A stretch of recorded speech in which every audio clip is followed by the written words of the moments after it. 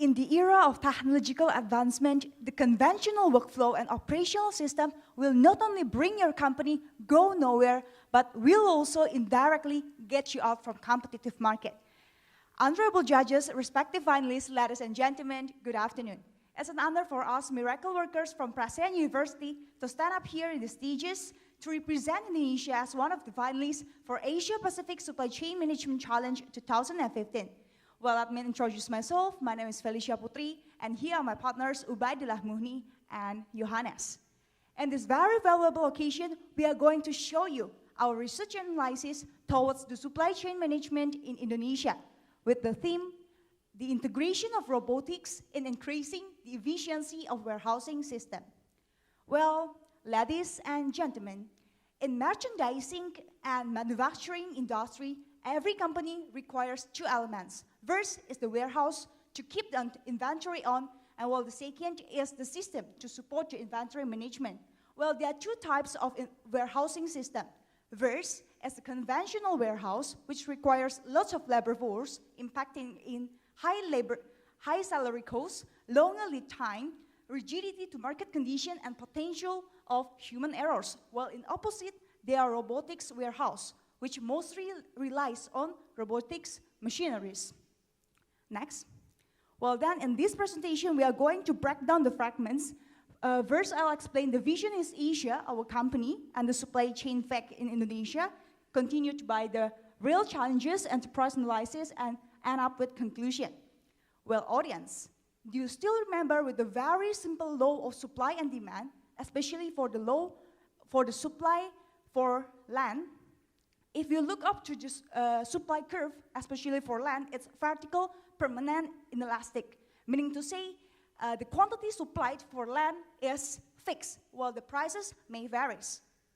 Therefore, I would like to conclude that the horizontal warehouse is no more suitable with current condition.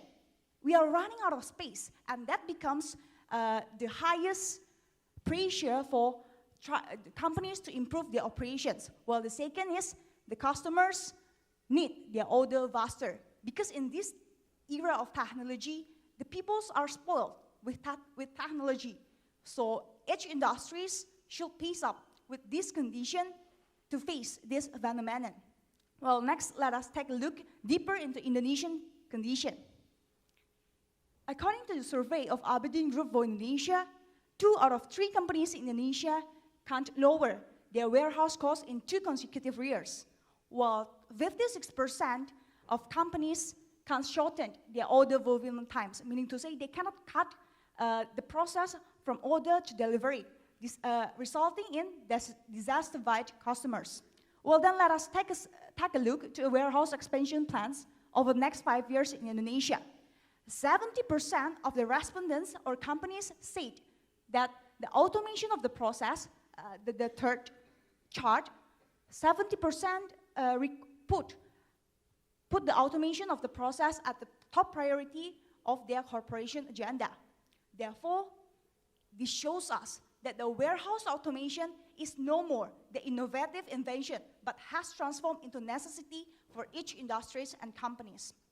Next, to support our research and analysis, we do visitation to one of the company in Indonesia named Vision East Asia.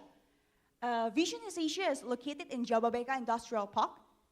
Vision East is a manufacturer and exporter of spectacles lens. Thanks to Vision East Asia, because it's kind of difficult to find a company in Indonesia who has already applied the warehouse automation. When we do visitation to Vision East Asia, they've already applied the robotic logistics approach, where in their warehousing system, they've already used the automated storage with a vertical module lift, and also the automated palletizer. Next. Now, here is the workflow of Vision East logistics process in their supply chain management. So let us together imagine that the first process here is automated storage. Next, please. The vertical module lift that we require one operator or one picker to type or to scan the barcode of the goods. Later on, the storage itself will send you the goods, and the operator need only to carry on the goods and put it into conveyor belt. In the middle of the circulation of conveyor belt, there will be one automated palletizer that will lift up the goods and put it into pallets. Well, then we need another operator to drive the forklift. Next, to drive the forklift, and then they will carry that pallets and put it into containerization. Then the supply chain process is done. We can see here that the labor force needed is a very small number compared to conventional warehouse. But those advantages carries the challenges behind. So the first challenges is the large initial investment. According to our interview with Mr. Dade Ribonu, the supply chain manager for Vision East Asia, they have to pay $1 million every year for 2 till 3 consecutive years for their initial investment. That is 15% of their capital expenditure. And they require 5 years to cover back this cost, with return on investment rate 21%. But then they don't need to worry about the maintenance and training expenses because it has already been covered by System Logistics. System Logistics is the supplier for their warehousing system. Well, the second challenge here is electricity shortage. According to Logistics Viewpoints and Indonesia Statistic of Bureaus, the increase in electricity demand each year is 5,000 megawatt, which is 8 till 9%, while the government itself can only support the additional 4,000 megawatt, meaning to say they are deficit 1,000 megawatt. And then let us see to the data from March 2013 to March 2014. The increase in electricity supply is only 1.4%. If we compare the supply versus the demand, the ratio differs too much, from 1% versus 8.5%. But then this challenge is manageable and solved by Vision East Asia, because Vision East Asia is located in Jababeka Industrial Park, the industrial agglomeration which has their own power plant, so they can add up the capacity of electricity to their required amount. Well, next, let us take further discussion towards the enterprise analysis, which will be further explained by my friend Ubay. Okay, thank you, Felicia. Now let's take a look at the enterprise analysis. For us personally, analyzing this case is just like finding a treasure in a hidden ocean. Why? We have 3 big reasons for this. The first one is about the change in human power. Here we can see about 2 pictures. The first one is about the conventional warehouse operation, and the second one is about the robotic warehouse operations. According to Dede Ribono, the supply chain manager from Vision East Asia, they have 4 steps in the warehousing. The first one is the shelving. The second one is the stock picking. The third one is the stock checking. And the last one is about the containerization. Because it's used human and human needs rest, they have 3 barriers there. The first one, they are unable to work 24 hours a day and 7 days a week. Also, they may have such an illness and workplace injuries during the job process. And the third one, they may have also the human errors. But as if the Vision East Asia has already implemented the robotic warehouse operations, they may delete all of those barriers. Because why? Because the human functions is replaced by the robotic machine. Next, please. The second treasure that we found is it is working on the systematic programming. In the past, when the Vision East Asia has not used the vertical model lift from the System Logistics, they have to prepare such a big amount of place to put all of the raw materials on shelves and operated by human. But after they use the vertical model lift, they can just put only one place to put all of the raw materials. So it can optimize the storage, and the labor also can use it in automatic version. The labor also can do the real-time checking, for example, for the stock update, and to find out whether the shelf has already full or not.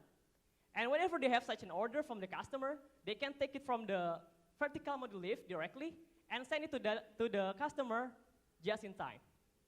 Next, please. And the third treasure that we found is about the financial support. This is the comparison between the pre-installation as well as the post-installation of the warehouse robotic. For the first as well as the second indicator, this is about the laborers as well as the annual wages. After the post-installation, there are the changes for about 75%. For the supply deliveries per shift, there's a change about 380%. For the delivery process time, there's change for about 200%. For the inventory error values, there's a change for about 38%. And the last one, for the warehouse expenses, is decreased for about 25%. So those are the three treasures that we found. To sum up this presentation, a friend of mine, Johannes Lim, will explain to you about this. Okay, thank you very much, Ubay. In this part, we will elaborate about the conclusion part. In this part, we would like to outline or to highlight the major advantage and the major differences between the conventional warehouse and the robotics warehouse. First of all, let's take a look at a conventional warehouse.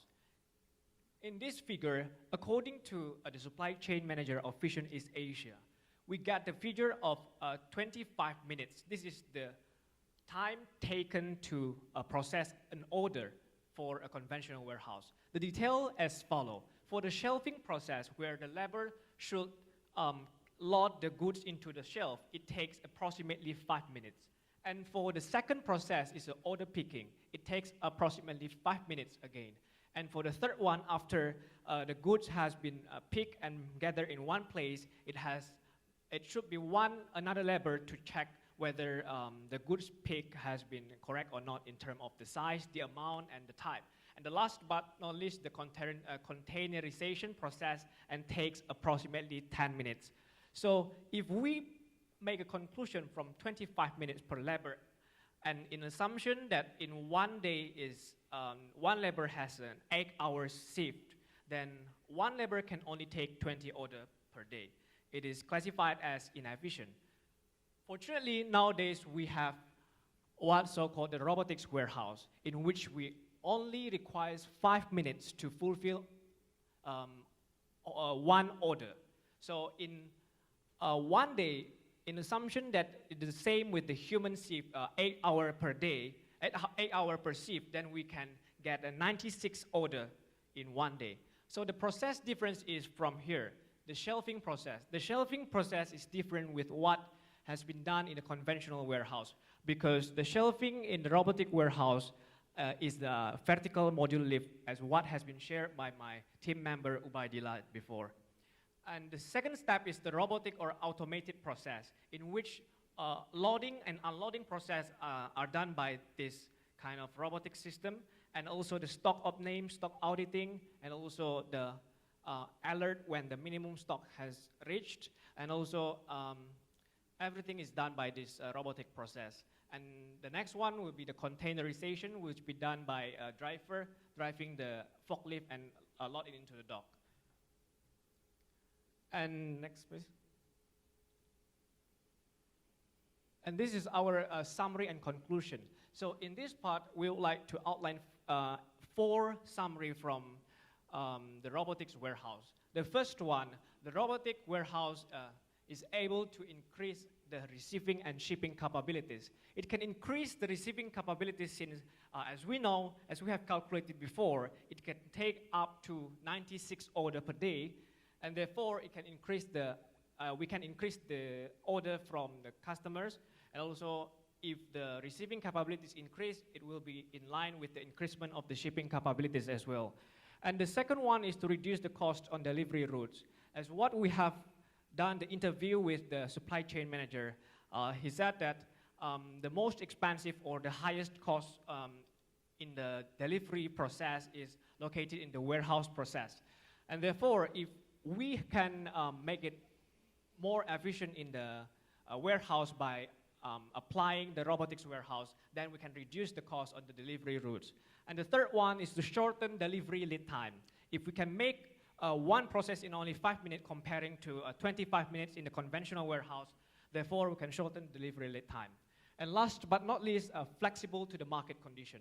The word flexible here means that when the market demand is very high, we don't need to hire any additional laborers, because as what we have calculated before, and also what the supply chain manager told us, the robotic system that available in the Vision East Asia now is able to fulfill the demands from the market.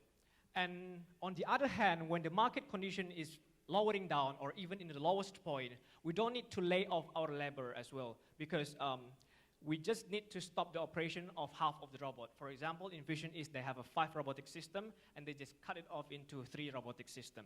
Because as information in Indonesia, if we lay off the labor, it will be a disaster because the labor union will do the labor strike. So as the conclusion, to answer the theme of this year, Rise of the Robotics, is it worth the price? And our team answered that it is not only worth the price, but also save the time and increase the efficiency. That is the end of our presentation today. Thank you for your kind attention. Thank you, Miracle Workers. Judges, your comments?